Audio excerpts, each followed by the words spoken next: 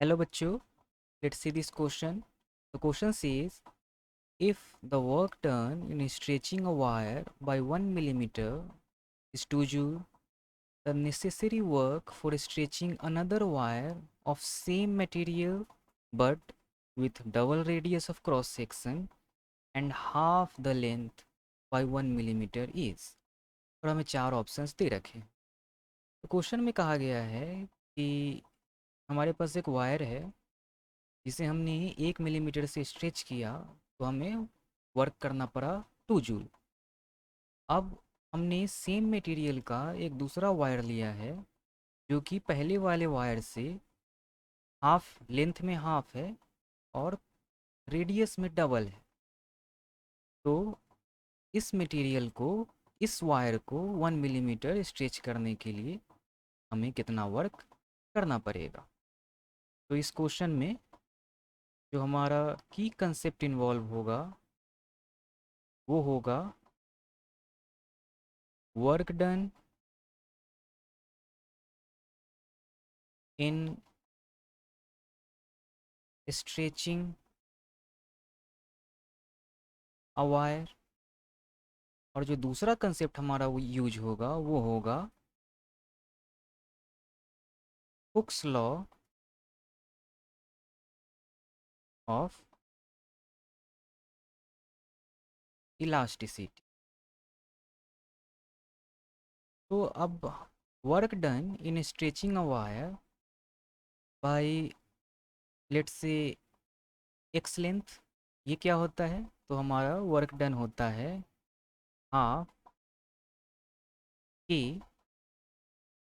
X square, जहाँ पर हमारा एक्स होता है इलोंगेशन या change in length delta L, और जो की होता है वो हमारा, हम इसे स्प्रिंग कांस्टेंट के नाम से जानते हैं। और ये डिफरेंट वायर्स के लिए डिफरेंट डिफरेंट होता है और मटेरियल पर डिपेंड करता है। अब according to Hooke's law of elasticity हम जानते हैं कि F applied force divided by cross section area A is equal to Young's modulus multiplied by change in length divided by original length. ये हमारा हो जाता है according to Hooke's law of elasticity. यहाँ से फोर्स की वैल्यू हो जाती है A multiplied by Y multiplied by delta L divided by L.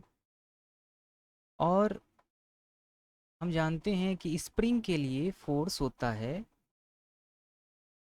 F is equal to minus K X, जहाँ पर ये जो माइनस होता है वो इस बात को दर्शाता है कि डायरेक्शन ऑफ फोर्स और डायरेक्शन ऑफ दिस डिस्प्लेसमेंट ये दोनों अपोजिट है। तो अगर मैग्नीट्यूड की बात करें तो ये हो जाता है F is equal to A X, और जो हमारा एक्स है ये हमारा इलोंगेशन होता है, तो ये आगे हो जाता है F is equal to A delta L. और ये दोनों फोर्स, ये पहले वाला फोर्स और ये सेकंड वाला फोर्स, दोनों फोर्स हमारा सेम फोर्स होता है। दोनों फोर्स वही फोर्स है जो एक वायर को इलोंगेट करने के लिए, स्ट्रेच करने के लिए यूज हो रहा है। ये दोनों स्ट्रेचिंग फोर्स है। तो चलिए दोनों फोर्स को इक्वेट कर लेते हैं। तो यहाँ से हमारा हो जाएगा कि A Y delta L divided by L, ये हमारा इक्वल हो जाएगा कि डेल्टा एल के। तो यहाँ से हम पाते हैं कि हमारी ई की वैल्यू हो जाती है ए वाई डिवाइडेड बाई एल, क्योंकि यहाँ डेल्टा एल और डेल्टा एल आप एक दूसरे को डिवाइड कर लेंगे। अब हम फर्स्ट वायर को देखते हैं। फॉर फर्स्ट वायर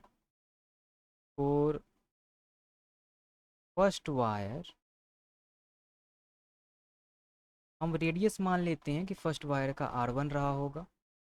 तो क्रॉस सेक्शन एरिया A1 ये हमारा क्या हो जाएगा, पाई R1 स्क्वायर। और इसका जो लेंथ हम मान लेते हैं L1 रहा होगा। तो स्प्रिंग कांस्टेंट K1 की वैल्यू इसकी हो जाएगी A1।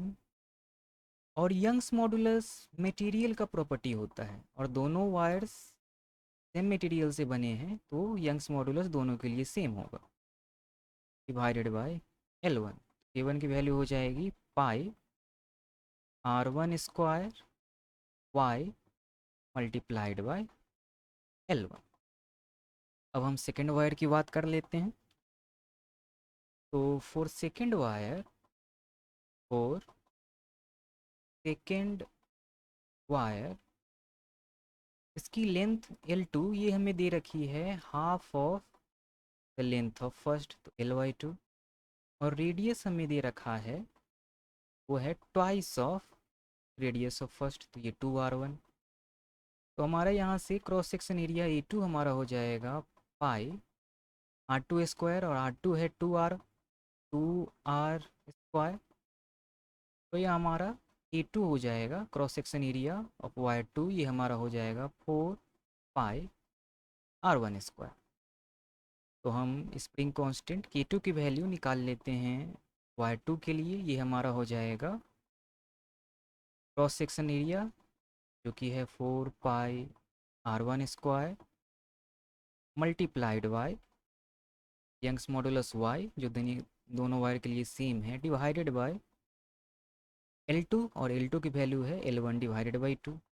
तो यहाँ से K2 की वैल्यू हमारी हो गई 8 पाई R1 square Y divided by L1, और 8 पाई R1 square Y divided by L1 ये तो हमारा K1 का वैल्यू है।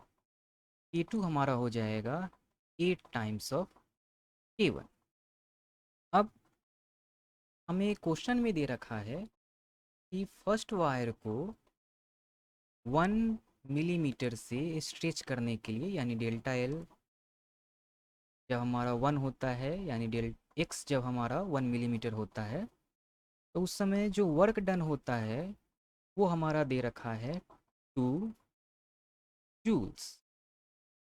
तो हम फॉर्मूला लगा लेते हैं। वर्क डन होता है हाफ इंटू के इंटू एक्स स्क्वायर। तो यहाँ से वर्क डन हो जाएगा हाफ मल्टीप्लाइड बाय के, और फर्स्ट वायर के लिए के की वैल्यू है K1 मल्टीप्लाइड बाय एक्स है हमारा 1 मिलीमीटर, और 1 मिलीमीटर को अगर हम मीटर में चेंज कर ले तो ये हमारा हो जाएगा 10⁻³ मीटर।